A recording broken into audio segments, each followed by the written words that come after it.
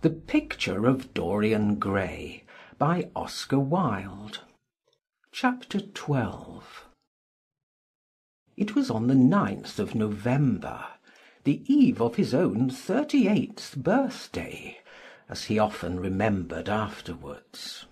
He was walking home about 11 o'clock from Lord Henry's, where he had been dining, and was wrapped in heavy furs, as the night was cold and foggy. At the corner of Grosvenor Square and South Audley Street, a man passed him in the mist, walking very fast, and with the collar of his grey ulster turned up. He had a bag in his hand. Dorian recognised him.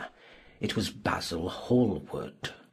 A strange sense of fear, for which he could not account, came over him. He made no sign of recognition, and went on quickly in the direction of his own house. But Hallward had seen him. Dorian heard him first stopping on the pavement, and then hurrying after him. In a few moments his hand was on his arm. "Dorian, what an extraordinary piece of luck! I've been waiting for you in your library ever since 9 o'clock. Finally I took pity on your tired servant and told him to go to bed, as he let me out. I am off to Paris by the midnight train, and I particularly wanted to see you before I left. I thought it was you, or rather your fur coat, as you passed me, but I wasn't quite sure. Didn't you recognize me?" "In this fog, my dear Basil? Why, I can't even recognise Grosvenor Square. I believe my house is somewhere about here, but I don't feel at all certain about it. I'm sorry you are going away, as I have not seen you for ages. But I suppose you will be back soon?" "No, I am going to be out of England for 6 months. I intend to take a studio in Paris and shut myself up till I have finished a great picture I have in my head. However, it wasn't about myself I wanted to talk. Here, we are at your door. Let me come in for a moment. I have something to say to you." "I shall be charmed. But won't you miss your train?" said Dorian Gray languidly, as he passed up the steps and opened the door with his latch-key. The lamplight struggled out through the fog, and Hallward looked at his watch. "I have heaps of time," he answered. "The train doesn't go till 12:15, and it is only just 11. In fact, I was on my way to the club to look for you when I met you. You see, I shan't have any delay about luggage, as I have sent on my heavy things. All I have with me is in this bag, and I can easily get to Victoria in 20 minutes. Dorian looked at him and smiled. "What a way for a fashionable painter to travel! A Gladstone bag and an ulster! Come in, or the fog will get into the house. And mind you don't talk about anything serious. Nothing is serious nowadays. At least nothing should be." Hallward shook his head as he entered, and followed Dorian into the library. There was a bright wood fire blazing in the large open hearth. The lamps were lit, and an open Dutch silver spirit-case stood, with some siphons of soda-water and large cut-glass tumblers, on a little marquetry table. "You see, your servant made me quite at home, Dorian. He gave me everything I wanted, including your best gold-tipped cigarettes. He is a most hospitable creature. I like him much better than the Frenchman you used to have. What has become of the Frenchman by and by?" Dorian shrugged his shoulders. "I believe he married Lady Radley's maid, and has established her in Paris as an English dressmaker. Anglomania is very fashionable over there now, I hear. It seems silly of the French, doesn't it? But, do you know, he was not at all a bad servant. I never liked him, but I had nothing to complain about. One often imagines things that are quite absurd. He was really very devoted to me, and seemed quite sorry when he went away. Have another brandy and soda? Or would you like hock and seltzer? I always take hock and seltzer myself. There is sure to be some in the next room." "Thanks, I won't have anything more," said the painter, taking his cap and coat off, and throwing them on the bag that he had placed in the corner. "And now, my dear fellow, I want to speak to you seriously. Don't frown like that. You make it so much more difficult for me." "What is it all about?" cried Dorian, in his petulant way, flinging himself down on the sofa. "I hope it is not about myself. I am tired of myself tonight. I should like to be somebody else." "It is about yourself," answered Hallward in his grave, deep voice. "and I must say it to you. I shall only keep you half an hour." Dorian sighed and lit a cigarette. "Half an hour," he murmured. "It is not much to ask of you, Dorian, and it is entirely for your own sake that I am speaking. I think it right that you should know that the most dreadful things are being said against you in London." "I don't wish to know anything about them. I love scandals about other people, but scandals about myself don't interest me. They have not got the charm of novelty." "They must interest you, Dorian. Every gentleman is interested in his good name. You don't want people to talk of you as something vile and degraded. Of course you have your position and your wealth and all that kind of thing. But position and wealth are not everything. Mind you, I don't believe these rumors at all. At least I can't believe them when I see you. Sin is a thing that writes itself across a man's face. It cannot be concealed. People talk sometimes of secret vices. There are no such things. If a wretched man has a vice, it shows itself in the lines of his mouth, the droop of his eyelids, the moulding of his hands even. Somebody, I won't mention his name, but you know him, came to me last year to have his portrait done. I had never seen him before and had never heard anything about him at the time, though I have heard a good deal since. He offered an extravagant price. I refused him. There was something in the shape of his fingers that I hated. I know now that I was quite right in what I fancied about him. His life is dreadful. But you, Dorian, with your pure, bright, innocent face and your marvellous, untroubled youth, I can't believe anything against you. And yet I see you very seldom, and you never come down to the studio now. And when I am away from you and I hear all these hideous things that people are whispering about you, I don't know what to say. Why is it, Dorian, that a man like the Duke of Berwick leaves the room of a club when you enter it? Why is it that so many gentlemen in London will neither go to your house or invite you to theirs? You used to be a friend of Lord Staveley. I met him at dinner last week. Your name happened to come up in conversation, in connection with the miniatures you have lent to the exhibition at Dudley. Staveley curled his lip and said that you might have the most artistic tastes, but that you were a man whom no pure-minded girl should be allowed to know, and whom no chaste woman should sit in the same room with. I reminded him that I was a friend of yours, and asked him what he meant. He told me. He told me right out before everybody. It was horrible. Why is your friendship so fatal to young men? There was that wretched boy in the Guards who committed suicide. You were his great friend. There was Sir Henry Ashton, who had to leave England with a tarnished name. You and he were inseparable. What about Adrian Singleton and his dreadful end? What about Lord Kent's only son and his career?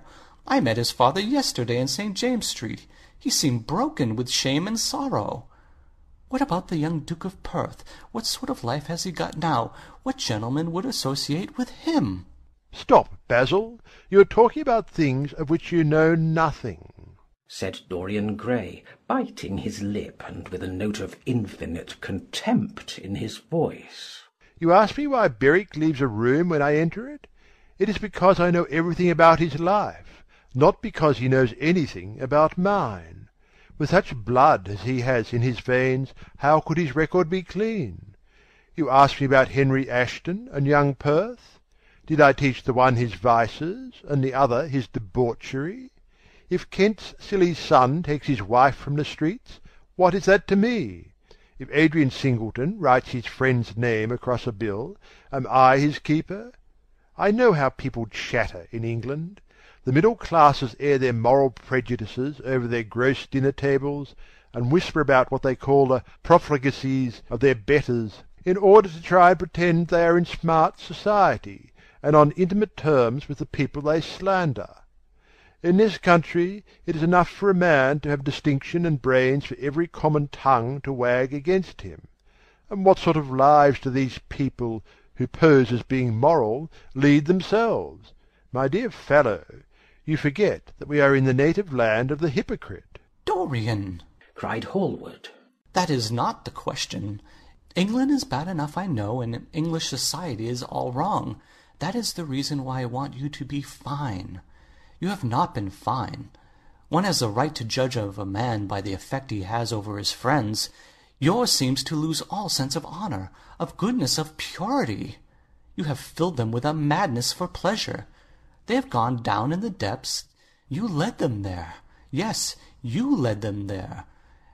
And yet you can smile as you are smiling now. And there is worse behind. I know you and Harry are inseparable. Surely for that reason, if for no other, you should not have made his sister's name a byword. Take care, Basil. You go too far. I must speak, and you must listen. You shall listen. When you met Lady Gwendolen, not a breath of scandal had ever touched her. Is there a single decent woman in London now who would drive with her in the park? Why, even her children are not allowed to live with her. Then there are other stories.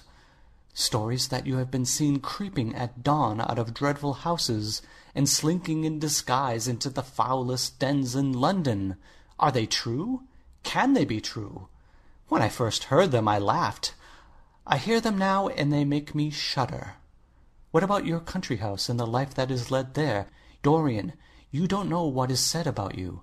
I won't tell you that I don't want to preach to you. I remember Harry saying once that every man who turned himself into an amateur curate for the moment always began by saying that, and then proceeded to break his word. I do want to preach to you.